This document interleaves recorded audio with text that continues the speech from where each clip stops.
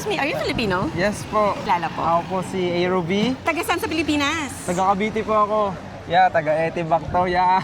At saan ka na ngayon naninirahan? Dito po sa Bansang Albania, sa probinsya ng Saranda. Ilang taon na dito? 1 year and 3 months. Ang trabaho ngayon?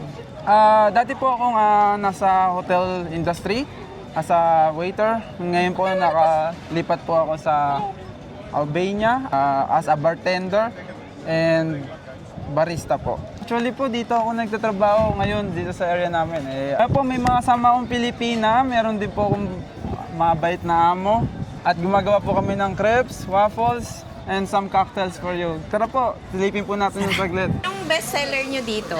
Commonly, gustong-gusto nila pornstar martini, daiquiri. Ito ngayon, pinakulada, frozen kasi sobrang init, yun, ganon. Okay. Ito din yung mga kasama ko, katrabaho ko. Kaway po kayo! Ayan yung mga Miss Basti. Hello, Basti! Filipina. Hello, everyone! Ilan kayong mga kababayan dito sa Melt? Bali po sa Melt ay meron kaming ako po at yung dalawa ko pong babae na katrabaho na Pilipina po. Bali total of 3. Tatlo ngayon kayo. Okay, matagal na rin ba sila dito? Kasabayan Yes mo? po, we are in the same agent and almost 1 year na din kami lahat dito. Sila din 1 year na. And same, dito sila, mas matagal sila kaysa sa akin. Newly hired lang po ako dito. Ilang oras ka nagtatrabaho? Ako po ay nagtatrabaho ng 10 to 12 to 14 to 15 hours. A day? Yes po, mas pinipili po namin. Dito sa Saranda is seasonal job. So more on summer job lang po talaga ang income namin dito. Pero mas malaki ang makukuha mo dito kaysa sa ibang area ng Albania po. Anong mga kadalasan na trabaho ng ating kababayan dito? Dito po ang kadalasan ng trabaho is Saranda is more on hospitality. Okay. Hospitality job lang lahat talaga. And magkano naman ang sahod kada buwan, Dito approximately? sa Saranda, same lang sa other country. Basic mo is 600 plus meron ka 100 allowance.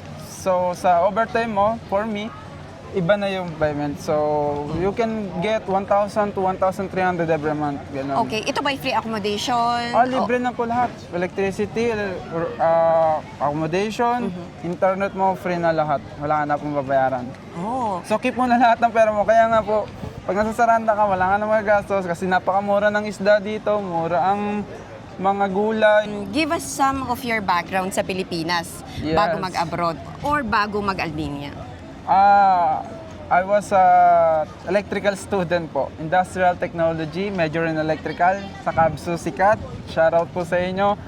Yun, sobrang layo. From electrical, nag-maintenance ako sa Dubai. And now dito, tinuruan nila ako mag-bartender, maggawa ng coffee. Lahat tinuro nila sa akin. And sobrang incredible lang knowledge na nakuha ko dito. And magagamit ko yun hanggang sa mag-grow ako dito sa Europe. Kasi coffee, they love coffee too much. Since ganito, iba ang language ng Albanian. Sa tingin mo, nagtatrabaho ka sa isang tourist destination, required ba or obligatory na mag-aral ng language nila? For me, I keep learning their language. So, Mirdita for everyone. And I hope we are in Europe. Let's learn, keep learning their language. So we got their respect and we'd respect them also. Bigyan mo kami ng idea, ano nga ba ang Saranda at bakit sikat na sikat ito as a tourist destination? Kasi po ang Saranda, when you try to go to reach some places for the beaches area, and you can see naman po sa places ng public natin, malinis, maliwalas, at mas mahal nila ang puno kaysa sa tao dito. Kasi napakadaming tao dito at madaming bees dito. Napakasarap mabuhay dito kasi fresh air. At kung naman sa mga tao naman or locals, mababait sila dito. Kasi parang Pilipinas lang din. Ang language barrier lang po ang problema natin. Ayun, ano na nga ba ang isa sa mga struggle nung mga unang buwan dito? Grabing homesickness po. Pero I came from Dubai po before ako nandito. So, sobrang layo kasi kasama ko si mother doon. Tapos dito, mag-isa lang ako. Paano mo na-cope ang pagiging independent noon nung dumating ka?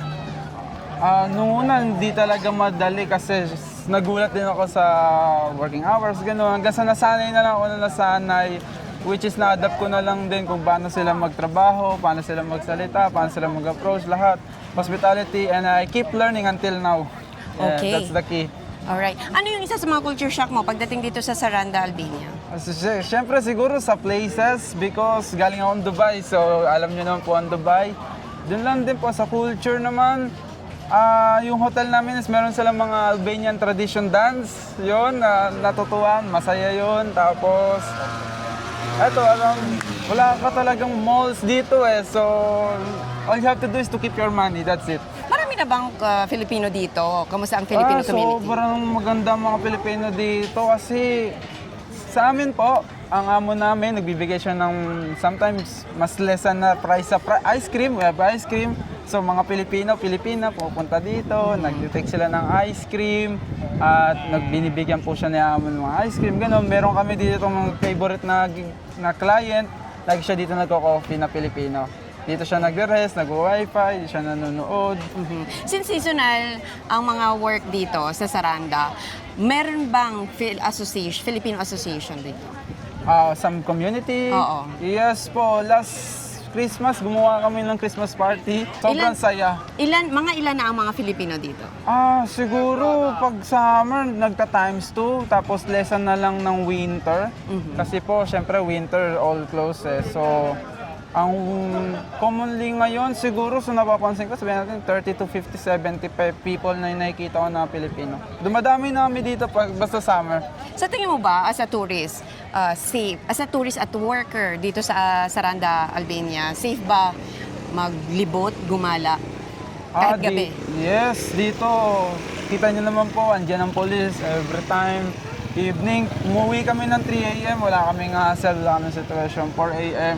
Ang pulis nakatambay lang dito. Hindi ka pwedeng gumulo, hindi ka pwedeng manggulo.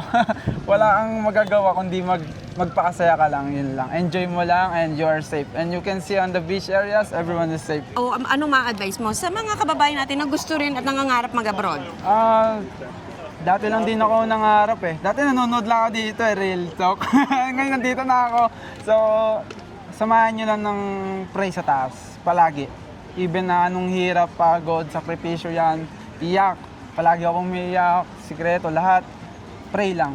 Yun lang sinasandalan ko. Lagi lang ako nagpe-play. Charot na lang po sa mama ko dyan. Nasa Dubai po sila, mga kapatid ko. At sa mga tropa ko dyan, men, dito na ako, ya. Ma, ito lang sabihin ko sa'yo, ma. Hindi pa sa ngayon, pero malapit na. Ingat. Dito nga sa Saranda, Yeah, dito tayo, mag-inom tayo mamaya, alas 3. Antay ko kayo. Lagi kami nagiinom dito eh, maggabi. Mga taga Tirana, wala, hindi pa ako nakapunta ng Tirana or somewhere eh. So pag nakakita ko dyan, mag-iinom tayo, what tayo ba gagawin?